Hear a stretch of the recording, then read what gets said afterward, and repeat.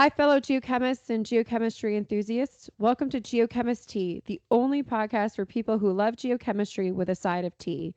Our mission is to inspire future geochemists and to introduce our listeners to niche geochemistry topics. I'm your host, Sam Schur, and this month we're talking with Andy Campbell about pioneering hydrothermal vent investigations in the Guaymas Basin. Andy Campbell holds a PhD in oceanography from UC San Diego, where he conducted pioneering research on seafloor hydrothermal systems. His career spans roles as a geochemist, environmental scientist, and the senior leader at the U.S. Nuclear Regulatory Commission, where he led safety and environmental reviews and hazard assessments for nuclear reactors.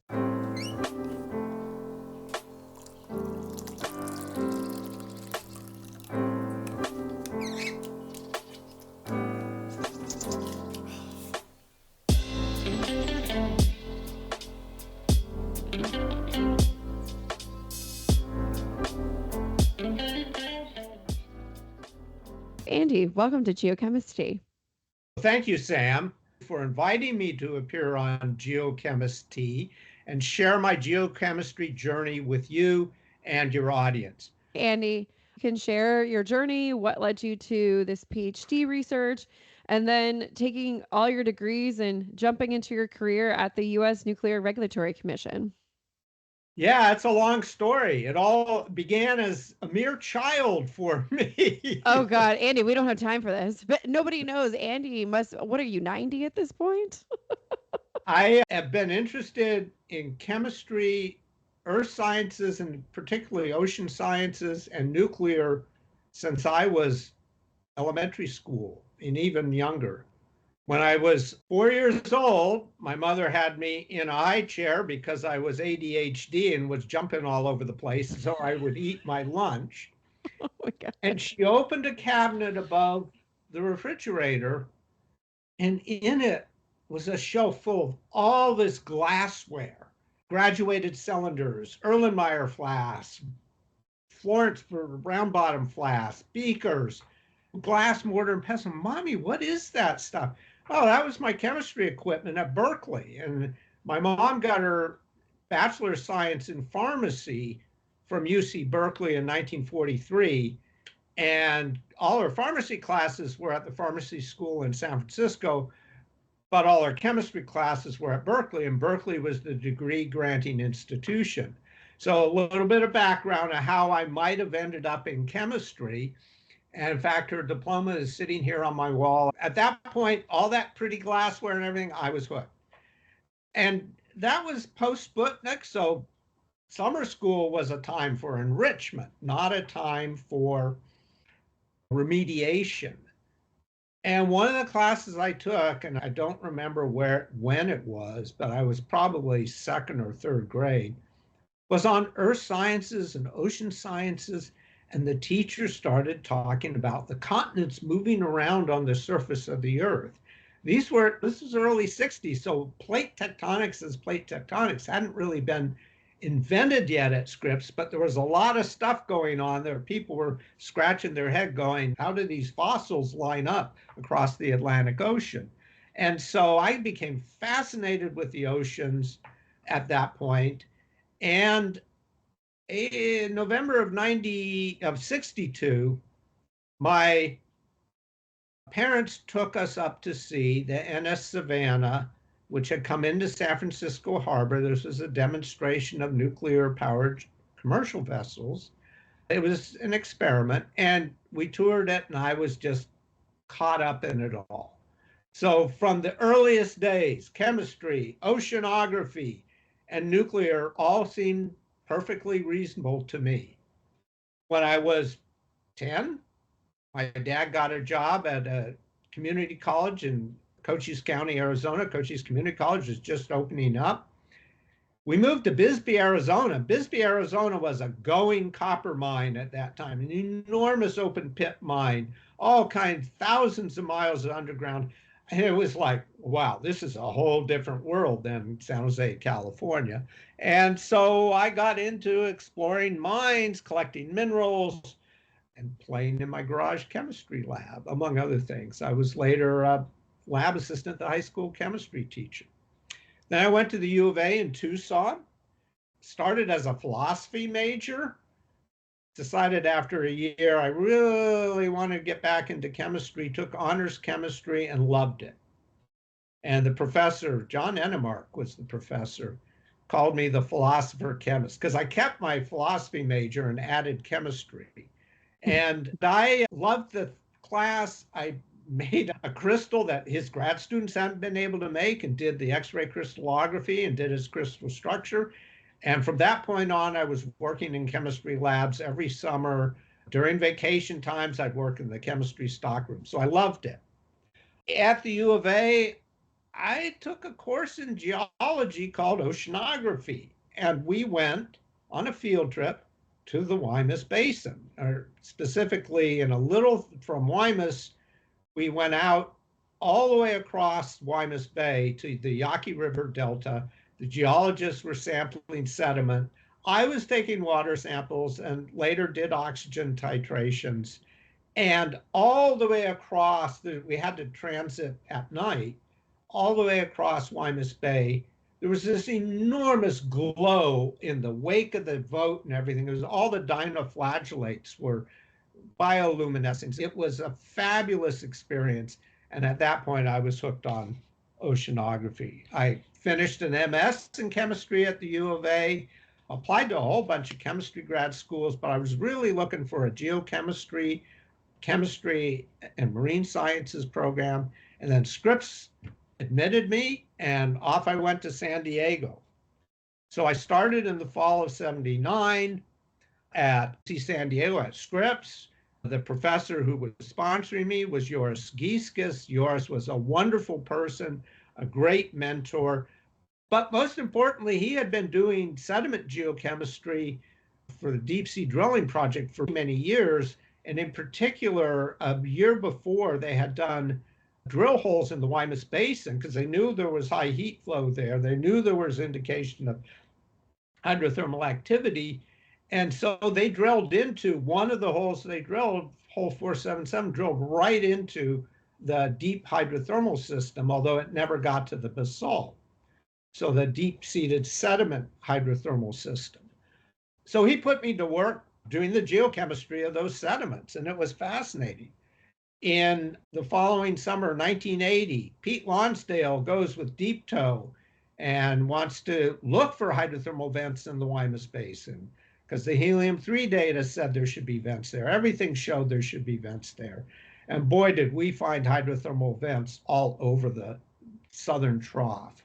The Deep Tow showed there were these temperature anomalies, taking pictures of the vents and everything. We saw that there was this turbidity associated with the plumes, but mostly on layers above 100 to 200 or 300 meters above the vents with complex structures that indicated that precipitation of some phase was occurring.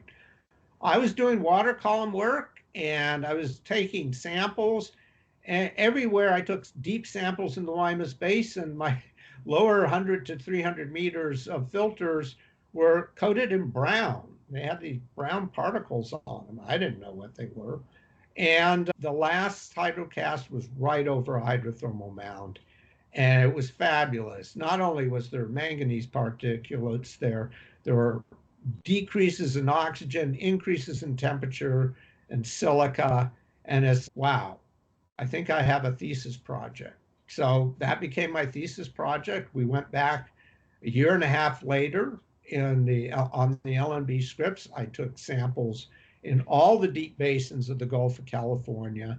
And then in the Guaymas Basin, we met the Alvin and Lulu there. And I had not only opportunity to dive in Alvin on the hydrothermal vents, but also was tow-yoing what's called a CTD package with a light transmissometer, an oxygen sensor, and salinity and temperature sensors, and sampling the hydrothermal plumes at various places and in distances from the vents. And all of that work became the PhD thesis that I created, and it led to the water column anomalies paper and the manganese geochemistry paper. So it was fabulous. It was fun. I have a scary story, but it takes too long to tell. But I will warn everybody. There was an 18th century Jesuit priest who wrote the history of Baja California, and he said, "Don't go there in January. It's a long, narrow, dangerous open with sudden, vicious storms of great intensity." I think John Steinbeck quoted that from when he and Ed Ricketts were planning a trip to the Gulf of California. And the winds blow down the axis of the Gulf, and we hit 20-foot waves coming over the top of the LNB Scripps, blew a window out on the bridge. Everybody who had come on board, because they were going to we picked them up in Santa Rosalia, and they were going to get on board Alvin and Lulu and for the dives we were going to do. And we got into this storm. Now, we had already experienced it for 2 weeks, so we knew what to expect.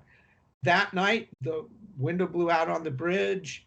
My samples that I had collected up to that point, boxes floating around on the fantail of the ship. The mate came in, and I and a grad student tied ourselves off and tied these things back up again. And I'm sitting underneath an awning in the back where the captain could drive the ship when you're doing work over the backside of the ship. And I was like, shit, I almost lost. I guess I'm not supposed to say that. You can say whatever you want. We'll put the rating. All my thesis samples up till now. And it's like, when I'm sitting there and going, at that point, the bridge door slams open. The captain goes running by with his eyes as big as saucers, scared rabbit look on his face, and he disappears down by the engine room. And I was like, I guess we have a problem. I hope it's not the engines cutting out. We'll turn sideways, roll over, and the LA Times will say, "Captain, crew, and all scientists lost in horrible sea disaster." Oh my God. People make fun of me for being dramatic. Let's just do two things here. We'll say for context, Guaymas, everybody, that's in Mexico. It's part of the Sea of Cortez, Bay of California.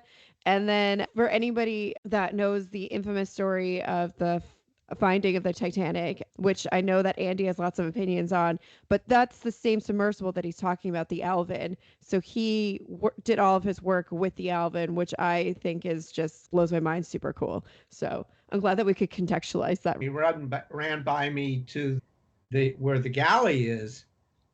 And the engines are still working. Okay, so I need to go down and find out what the hell's going on. And there's the scene with my professor, the captain, the crew of the ship, Karen Von Dam, Tim Shaw, John Edmund, and Pete Lonsdale wearing my clothes, because they were two of the people that had all gotten seasick as soon as we hit the storms, and all of us were used to that.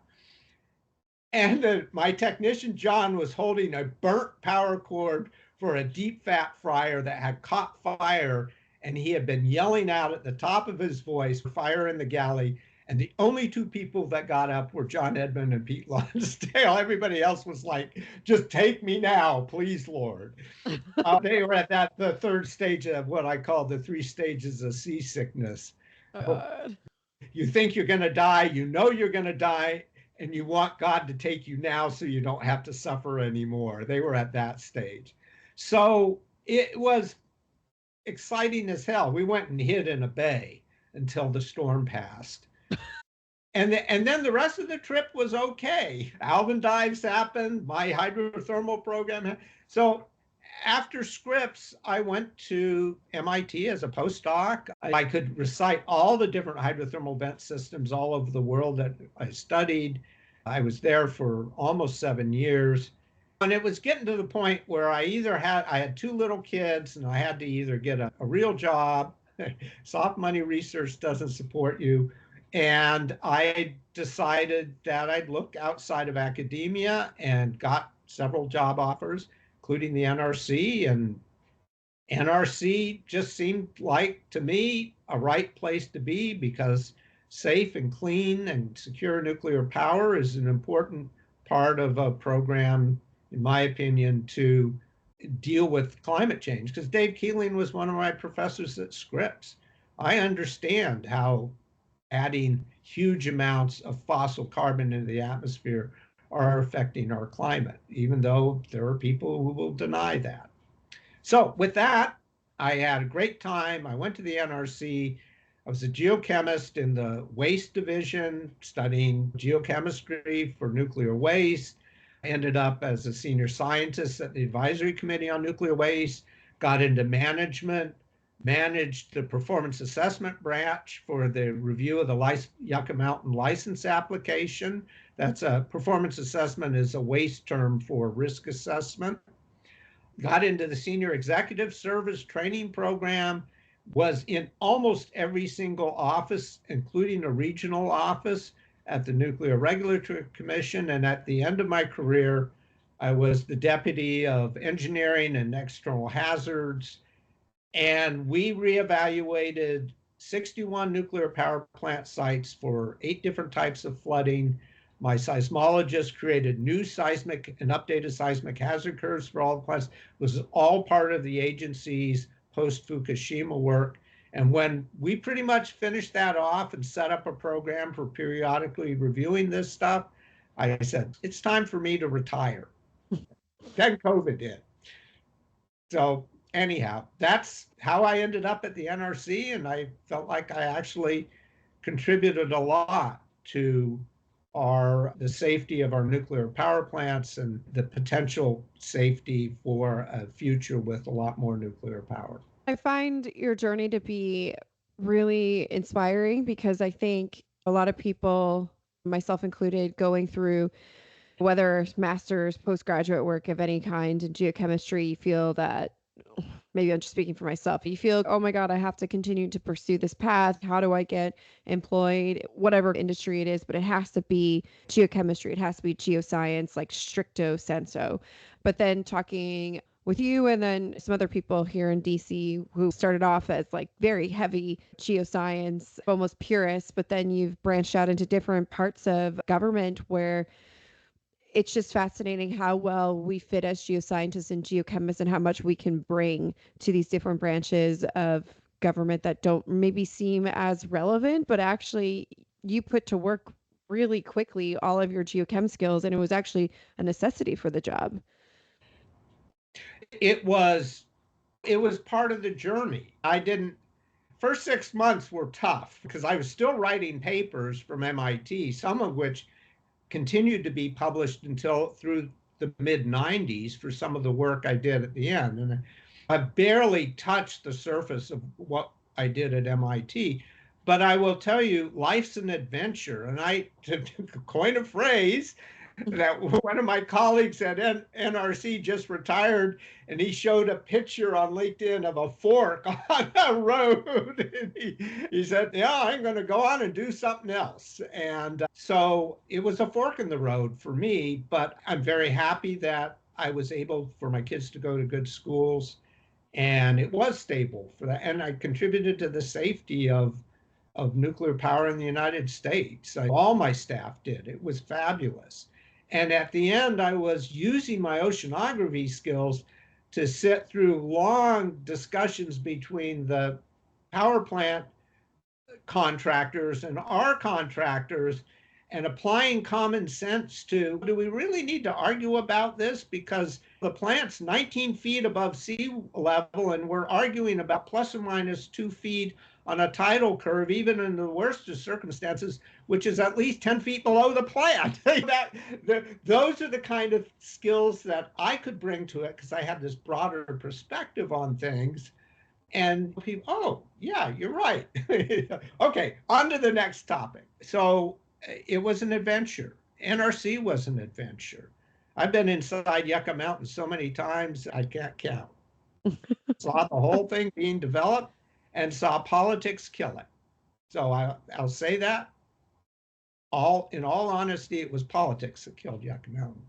It wasn't because it was fundamentally unsafe. And so we need to not let politics drive how we live as a society and how we improve. With that, I won't say anything more. Oh my. Yeah. Let's move on to tea time. Tea So, time. yeah, Yeah, yeah, let's yeah. do geochemistry. No, tea time. We got to do that first. So I just want everybody to grab a cup and let's get into it. What kind of tea did you bring for us today? My tea is a cup of coffee with a lot of milk in it. Andy, the gossip. What kind of gossip? What kind of stories did you bring? The dives on Titanic. Oh, yes. I was hoping for this. Okay. Everybody, you're welcome. Continue. So we were the shakedown crews for Bob Ballard's dives on the Titanic. So the way Alvin worked, Alvin was built originally after the Thresher imploded and sank, or sank and imploded. That's a nuclear submarine for Nuclear anybody that submarine didn't know. that sank off of Connecticut in 1962. On they were doing test runs. They weren't even fully functional at that point. Design flaw, wiped out the reactor shut down, the sub went to the bottom and imploded. And to get to it, the Navy had to bring another deep submersible, Trieste, which dove originally to the bottom of the Challenger Deep in the Marianas Trench, the deepest spot in the ocean. They had to bring it on a ship all the way from San Diego through the Panama Canal and all the way up to Connecticut to be able to dive to the depth where the wreck of the Thresher was. So they came up with this idea of let's build a small submarine with a titanium sphere. The Navy originally had three of them, and we'll be able to put it on a transport plane and fly it anywhere. And that actually came to fruition when in 1968, a B-52 bomber, which had they weren't loaded or anything, but live nuclear weapons on board, crashed in Spain, but one of the weapons ended up in the water. And so they put Alvin on a plane, flew it to Rota, Spain, put it on a landing ship, drove it out to where the divers had found the weapon, and Alvin hooked it all up with the manipulator arm. So the Navy owns Alvin. That's one of the reasons they built it and so on. But every so many years, they completely tear it apart and rebuild it. The last time, so before the Titanic, they completely tore it apart and rebuilt it. And we're certifying it to be able to dive to 4,500 meters. And the reason for that, in part, was the Titanic, but also it enabled us to do hydrothermal vent work on the mid-Atlantic ridge, which is in that depth range. And we went to Bermuda. We expected to get on the boat and go out and do our hydrothermal vent studies of the tag and mark hydrothermal fields. And we sat there for 10 days, cooling our heels while the Navy was certifying Alvin. So there's this huge certification process by both the US Navy using SafeSub, their program they developed after the Thresher accident, and by commercial certifiers. So Alvin is doubly certified. It has a titanium sphere. But the Navy has this whole protocol that they follow in certifying it. So here you got a group of oceanographers. We're staying at the Bermuda Biostation for free, and they had beer. Oh my God, we drank all their beer before we left. Yeah, Typical. oceanographers are like geologists. We all drink a lot of beer. Love it. And so we went out and we dove on vents on the mid-Atlantic ridge near 4,000 meters and came back, and Bob Ballard and his group got on board and they drove out to where the Titanic was. And the Jason Jr., which they had placed, it's a remotely operated vehicle on a tether that could fly inside the Titanic to take pictures.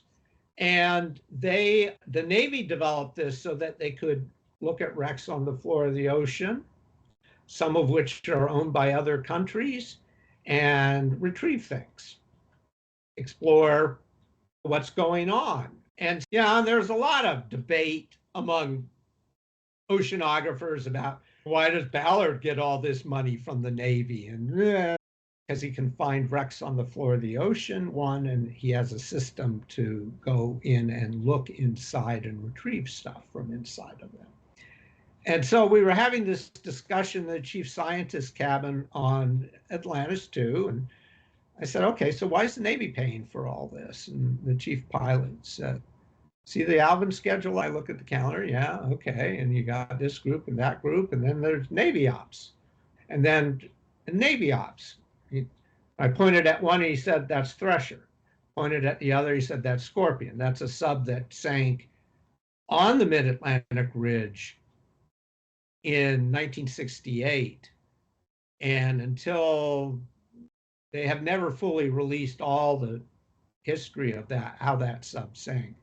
But that's why it was developed. The technology was developed to be able to explore inside submarines, including some Russian ones, I'm sure.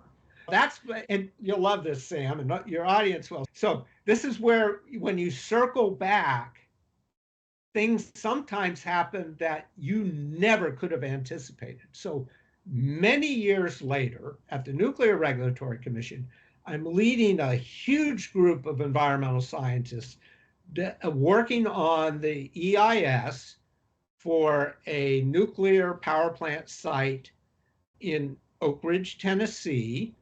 And I'm talking to, and as a kind of a senior executive, you're the voice of reason in the room to make sure the staff get what they need, but everything's reasonable. And working and talking with the applicant, and I start talking to this one guy, and he said, oh, you went down in Alvin? I said, yeah. He said, so did I. And I said, when? And he says, I was with the Ballard group when we dove on the Titanic. And it's like, oh, we became. Oh my God. You guys were almost brothers. Yeah, we had stories to tell and everything, but it was like unbelievable. Decades later, there it is. So it was great. The oceanography is probably, geologists and geochemists, there are a lot of personalities. And you're on this tiny little town called a ship. And when people come on board in new groups, and the group that's been on the ship for a while have all become buds because it's a town and you ain't got nowhere to go. And there's always this dynamic that has to occur when a new group comes on a ship or whatever. But I could tell you about all the different people and their personalities, but I think that the most important thing for me was oceanography was an adventure. But when I got to the fork in the road, where I really didn't want my daughter to go to a school that had no grass, and my son was a year old, I made a choice, and I turned NRC into an adventure. It was a different adventure, but it was intellectually challenging. There was nothing unchallenging about nuclear reactor regulation or nuclear waste regulation. I love it. I think this is a great story and something so different than anybody's ever shared before. Oh, You're just talking about something that's so iconic, I think, in really a few different pieces in relatively new human history. And it's just this thing that, I don't know, when I first heard of it, I was like, this is just wild. I grew up, as I've told you, my brother was obsessed with ships, and the amount, I could just name all the ones that sunk and just go off on them. And I'm not proud of it, but I knew a lot about the Titanic. And then when you were saying this, I was like, oh my God, this is crazy. Anyway, guys. One more Alvin story is really tragic. It's not Alvin that was tragic. This guy who built a sub out of composite. Anybody who, and by the way, I do swimming events, open water swimming events, and Ironman races, and these composite bikes. Under compression, carbon composite breaks in an unpredictable fashion because compression causes the carbon fibers to rub and break. And if you have 400 atmospheres of water pressure outside your sub, the tiniest microscopic leak rapidly turns into an implosion. Alvin goes through this huge certification process with titanium spheres. The latest version of Alvin is now certified to go to brand new sphere, brand new everything. So Alvin isn't just built and then used. It's built, used for about 3 years, and then it goes through the yard and complete refurbishment. And the new Alvin as a new sphere, all new technology, it can dive to 6,500. It's certified to dive to 6,500. That's 90% of the seafloor. That's wild. an amazing evolution of an engineering project that started back in 1962. Wow. All right, let's talk some geochemistry. I want to thank you for sharing both the experiences with all this oceanography and then your everything at the NRC, the Nuclear Regulatory Commission. But I think now we want to refocus our discussion to this month's geochem topic of interest, which is the pioneering work you did at Scripps. And for this, we read two papers. One was called The Manganese Geochemistry in the Guaymas Basin, Gulf of California, and the other one is the water column anomalies associated with hydrothermal activity in the Guaymas Basin, Gulf of California. Before we start with any kind of questions, could you just set the stage for us? Just a brief discussion on your work in seafloor hydrothermal vent geochemistry? Sure. And so I limited it to those two papers because those were the most important papers in my career. But what I discovered along the way is that the Guaymas Basin has had vigorous, long-lasting system of hydrothermal vents at least 80 years. And I know this because I went back and looked at the Scripps archives back to an expedition with Roger Revelle and Harold Swearup back in the 1939. And they did silica measurements in the Guaymas Basin. And there are about 180 micromoles in the bottom of the basin. None of the other basins in the Gulf have that level. Now, it was always thought that was because there's a lot of opaline silica because the diatom productivity is so high in the central Gulf compared to the other Gulf basins. But what they didn't know is that there's a lot of helium-3 there too from the hydrothermal vents. The deep sea drilling project drilled into this hydrothermal system back in 1978, and although they didn't get into the basalt, you have basically a record and scientific information about this system from 240 meters below the seafloor to the water column above the sill depth of the Guaymas Basin. You have a soup to nuts kind of view of things. So I precessed some of this work with that knowledge. Is you have a full picture of this hydrothermal, not a full picture. The last ODP visit there did not drill into the hydrothermal system in the basalt. And some of us felt that, oh, well, that was a missed opportunity. But I don't want to denigrate that. They were looking at a lot still in the more northern parts of the basin. So the dissolved manganese was the story that just popped out at me.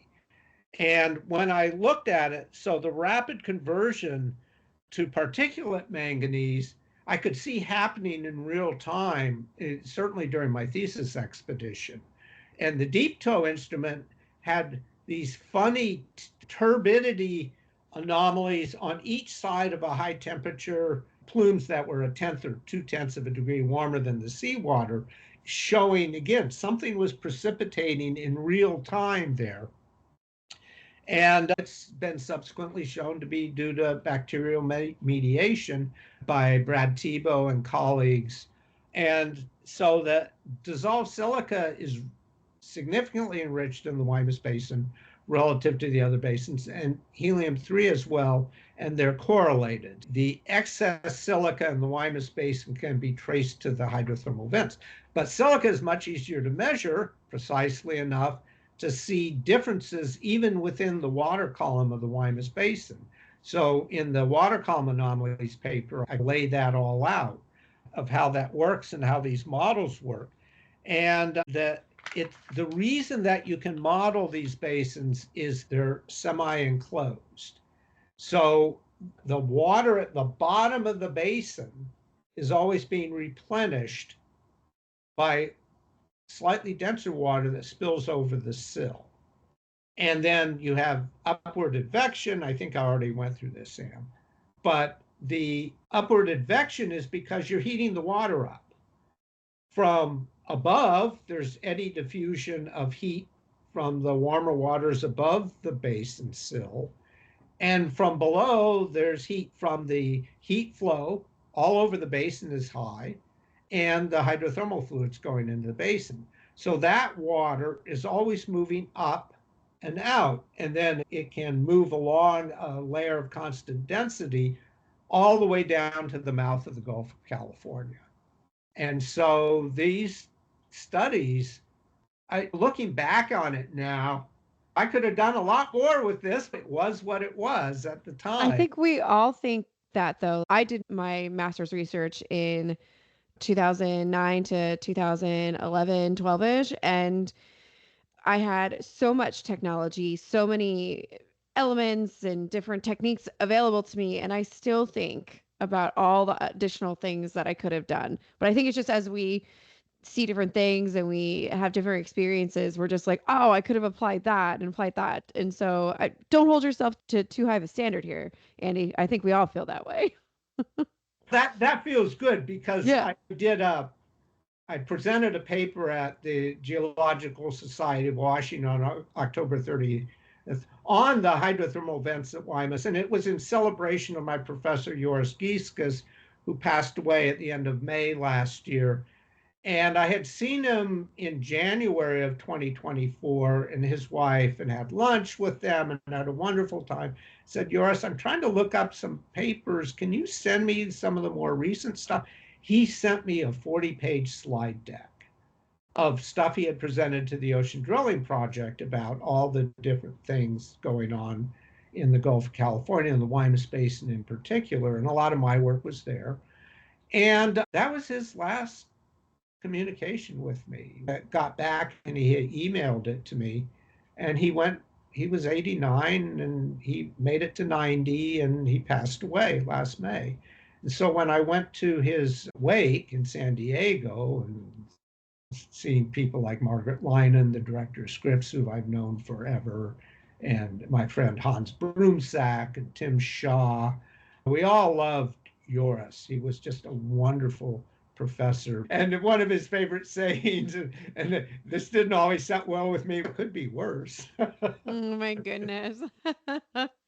What I find interesting about your stuff is that it spans so many different disciplines: geochemistry, biology to an extent, oceanography. I was just wondering, after listening to you for, oh my God, years at this point, but how did you think that this interdisciplinary approach shaped the way that you study and you interpret complex systems like these hydrothermal vents? The oceanography is an interdisciplinary field.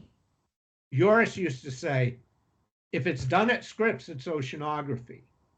And it is the only way, I think was all my the first year you have to take Marine Biology 101, Marine Geochemistry 101, people like Ed Goldberg and Harmon Craig, the physical oceanography, all of that, the biological, the physical, the chemical, the geological oceanography, all of that has to be integrated into kind of a whole understanding of the system, because there's no one thing that drives it. It's rare to find just one thing is driving your system.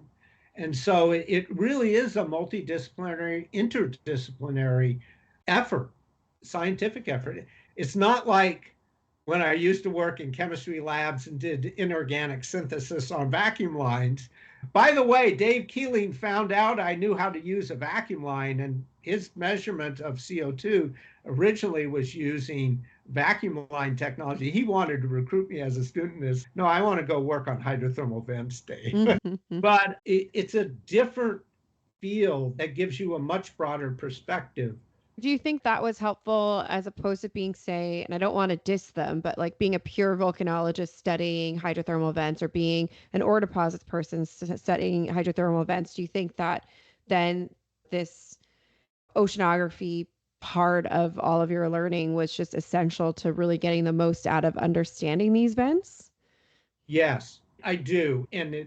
You have manganese precipitating at obviously very fast rates, calculated by techniques that are really earlier than mid 20th century technology that was developed by luminaries in the field of oceanography. And yet you can apply this methodology, the box models and the advective flux in and out of a basin, to a system that tells you how much fluid is coming out of that system. And if your iron's being deposited, it's a lot of, I think it's really important for a variety of reasons. And I won't say that volcanologists studying volcanology and all those aspects are any less engaged intellectually or scientifically, because I know that's not the case. But oceanography always attracted me because of this kind of interdisciplinary nature of it. That's so interesting. I think you've alluded to this, but why did you and your professor select the Guaymas Basin in terms of a spreading center as opposed to other ridges on the seafloor? At that point, there were basically two hydrothermal systems on the seafloor that we were aware of: the Galapagos Rift, where the water is slowly effusing out, but mixes at depth in the system with seawater. So you only have 20-degree water coming out, but all the organisms were there. And then the April of 79, just literally 6 months before I went to Scripps, even less than 6 months before I went to Scripps, was when they found the really high temperature vents at 21 North. So the next step, you already had the deep sea drilling project, had drilled into a hydrothermal system at Guaymas and other places in the Gulf of California. So why Guaymas Basin? The question would be, why the heck not? It's like, this is going to be a very different system. And at MIT, I spent a lot of time looking at both mid-ocean ridge basalt systems as well as some other sediment-hosted systems. And they're a different beast than the mid-ocean ridge systems, and each have their pluses. But if you want to worry about where can I find ore deposits, look in an incipient ocean basin that had a lot of sediment in it, and you'll find somewhere in that system of geologic history will be potentially ore deposits. They're not like porphyry copper deposits, which I also know about, and I know about because I grew up in Bisbee. Okay. Yeah, it sounds complex because it was a new field of research. I think maybe that's like the biggest part of it here. But how did you figure out how you were going to design your samples collection protocol and also the kind of equipment that you needed? Obviously, you needed some way to get to the seafloor, but otherwise, how do you even begin to construct something that's pretty much a new science anyway? The oceanographers have been taking water samples from the ocean at various depths for a very long time. And invented the Nansen bottle, it was made out of brass, to be able to take temperatures and salinity measurements, and therefore you can calculate density and you can understand currents, the thermohaline circulation. In the 60s, they started making these bottles out of PVC. And so then people started sampling the particulate matter and everything. A lot of this technology already existed in one form or another. Joris had a grad student who was doing filtering. Brian Price at Edinburgh, who Joris worked with for many years, had developed X-ray fluorescence methods to look at the thin film of particles on a millipore filter with XRF, so you could get a dozen different major elements and even some trace elements in the particulate matter. That's part of the unpublished part of my thesis is all the elemental analysis I did on all the filters has a lot to say. It's not just manganese. There are other things that indicate how important these various processes are to the formation of these hydrothermal clouds. Lots of different protocols, lots of different methodologies either already existed, but you always have to adapt. And if someone tells you, it's okay to collect those chloride samples from the vents in plastic bottles, don't ever believe them because you've been collecting salinity in glass bottles. I should have let my intuition tell me, oh, yeah, I'm going to use glass instead anyhow. And I had some issues on one system that I analyzed very early in my career at MIT, where it was like, yeah, I thought better about that. So trust your intuition. And if you have to change a protocol, even if it's been established, because your intuition tells you, yeah, it's probably not a good way to collect that sample, you change it. But measuring temperature has been around a long time. Oceanographers have measured temperature differences of very small amounts very accurately with what are called reversing thermometers, mercury thermometers. And in fact, at one point at the NRC in my SES development, I did a rotation to the Oceanographic Data Center at NOAA, which has been not recently, but was combined with other data centers. And they were taking all this old temperature data and salinity data from all the world's oceans and basically calculating the heat content of the oceans. And they were able to trace the increase in the heat content of the ocean over the last 100 years. It's quite remarkable. And it's a non-trivial amount of heat going into the ocean. So anyhow, there's always a protocol, and there's always, in some cases, good reasons to stick with it, and in other cases, good reasons to change the protocol. I hope that answers your question. No, it really does. Just thinking about new study sites anyway, being a new graduate student, all the different things are compounding factors. I remember my own situation where it was just like, we're going to do this and this on an active volcano in Indonesia. And I was like, but how do I even do the most basic of things? I just had never, they're like, go take rock samples. And I'm just like, how do you take a rock sample? That's like completely simplifying it. But there was just so many different things that I didn't know that I can imagine that graduate students are still facing, so that when you're designing any kind of thing, I guess like for me especially, I think I left a lot of it way too last minute. I think a lot It's of the always a protocols that learning process. exactly. That's the way I see it is if we're sampling the waters, okay, you bring up this 10 liter and the original expedition in 1980, 30 liter bottles. What samples do you collect first? The first things you collect are oxygen samples because there's a very specific protocol you follow to make sure that you don't mix atmospheric oxygen into the water. So it's very important to be able to collect that. Helium-3 had to be collected right away, and there was a specific way of capturing the helium-3 in a copper tube with some clamps on each side, and you had to flow a certain amount of water through it and then bang on the copper tube to get all the bubbles out. Make sure and then clamp it down. And which side do you clamp off first? The outlet side. There are all these protocols that you have to develop and then be willing to modify along the way because of reality. And so you have to just constantly be thinking about, okay, how's that going to work and stuff. And Yeah. sometimes it works, sometimes it doesn't. But you always have to be, okay, can I do this better? Probably not. Is it worth the effort? Maybe. Those are the kinds of. Can I get it through airport security? Yeah, things have changed. I and I really don't think I want this to be recorded, but basically If anybody wants to read about it, there's a paper by Walter Gegenbach from the 70s, and it describes how to sample gases and condensates on active volcanoes.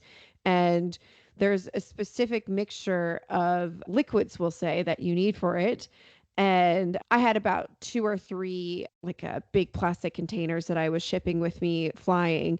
And I just didn't realize the explosivity if the two liquids had mixed on an airplane.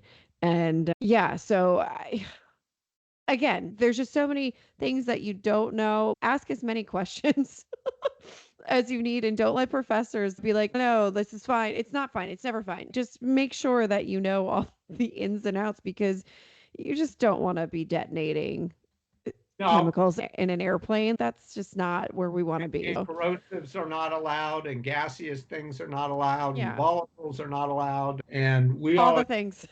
we always had to pack up boxes and have them shipped by freight shipment Yeah. of equipment and any reagents. And even then, there were limitations that you had to take into account. And I will say, years ago, it was back when I did this geology course at the U of A. The geologists wanted to bring back mud samples, and we did.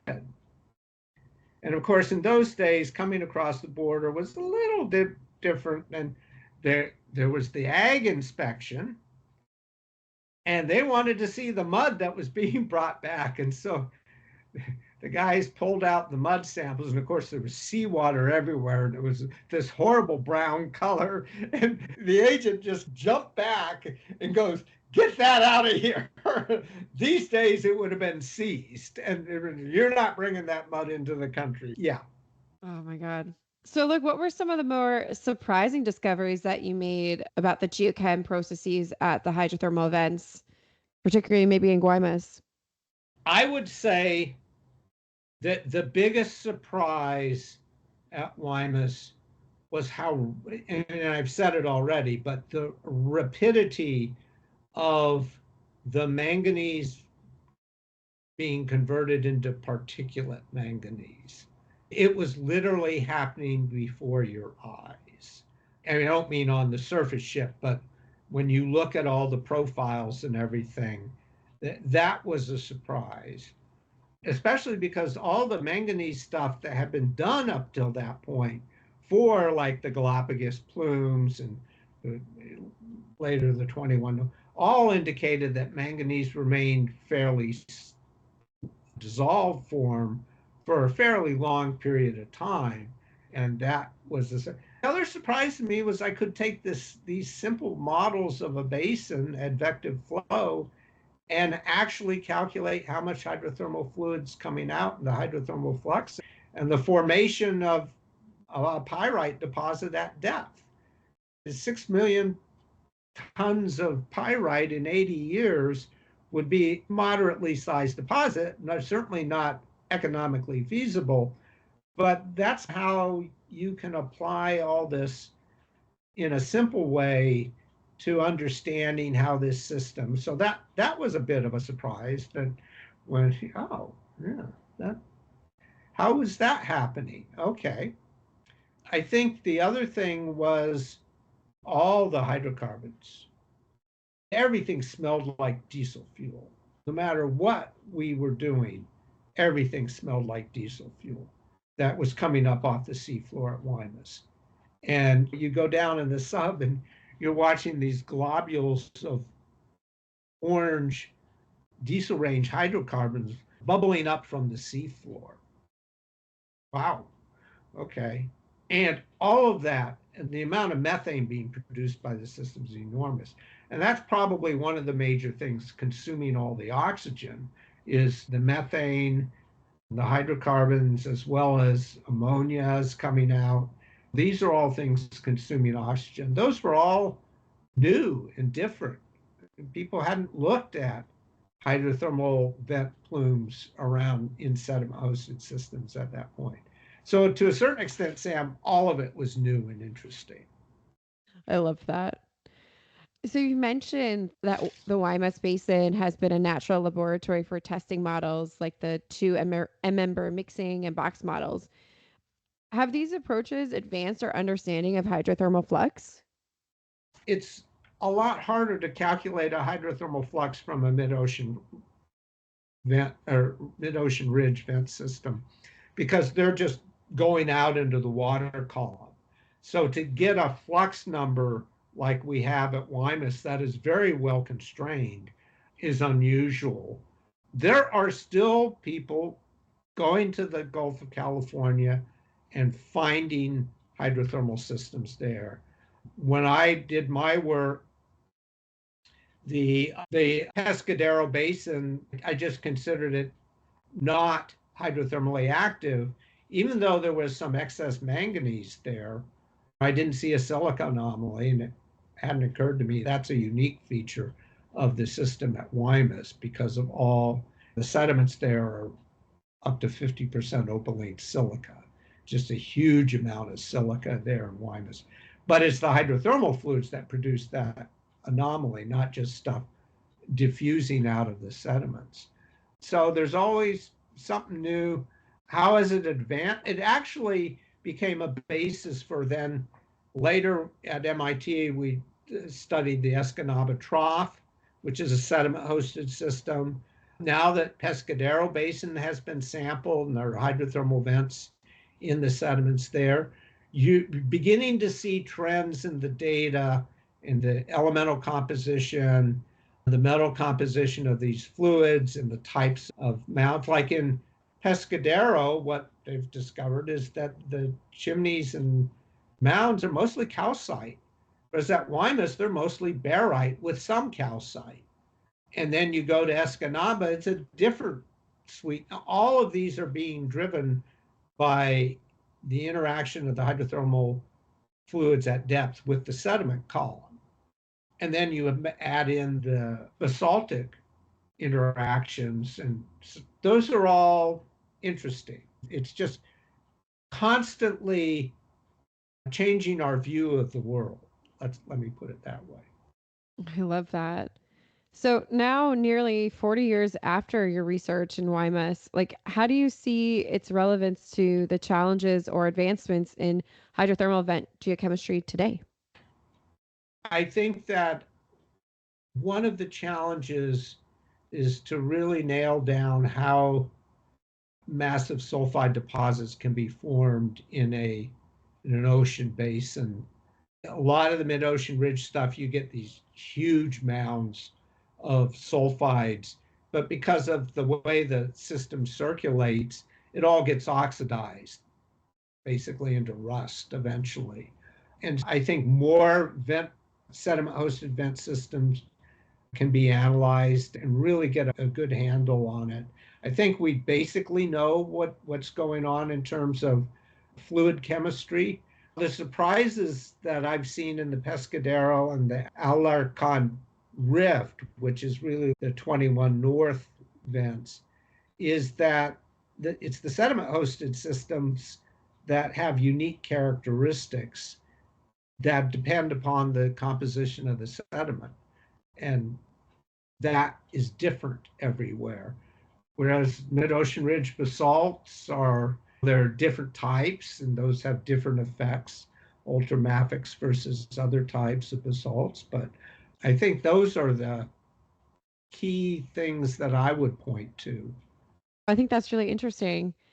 And I guess I'm just wondering if funding were no constraint, are there any follow up studies or experiments that you would want to do to build on some of this foundational work? A lot of people have built various devices for sampling hydrothermal plumes. The NOAA groups at Sandpoint, the University of Washington, Mabari, the Monterey Bay Aquarium Research Institute, with other researchers. They have autonomous vehicles and everything. I build a plume sampler that could be either tethered or autonomous that could measure a lot of these properties with digital sensors that could take water samples for calibrating it, but really map out what a hydrothermal, like I never was able to map out the full extent of the hydrothermal clouds at Guaymas. And I think there's a lot there. I think there's a lot of biology going on in these clouds. There's a guy who was looking for biological organisms when we first discovered this with Pete Lonsdale's crews and the deep tow. And there's a lot of biological activity going on in those particulate clouds that isn't really well documented. There's a lot of advancement that's been happening and it continues to happen. But I think if you could sample all of this with a device using modern technology, using modern autonomous vehicle type of devices, and you really could advance it more. But that's an expensive proposition. I don't know that there will be government money for that in the future. Maybe the industry will want to do something in that nature. But Very cool. Look, Andy, I want to thank you so much for joining me. I hope you enjoyed sharing your career, your tea, and all this work as much as I've enjoyed listening to this. To our listeners, thank you for listening to GeoChemistry. Big thanks to Andy Campbell for dishing some tea on the Alvin, on Bob Ballard, nuclear science, and all the rest. I want to thank our sponsors, LKA Consulting, and to It's Water and Coma Media for providing our music. And I'll see everybody next month. thank you so much, Sam. I really appreciate the opportunity for revisiting part of my life that I've forgotten about a little bit many years ago. And I did want to mention, I've mentioned this every time, what a fabulous Professor Yoris was. He was the eye in the middle of the hurricane. No matter what was craziness that was going on, Yoris was calm, collected, and approached everything with equanimity. And it was an honor to work with him. I love that. Thank you.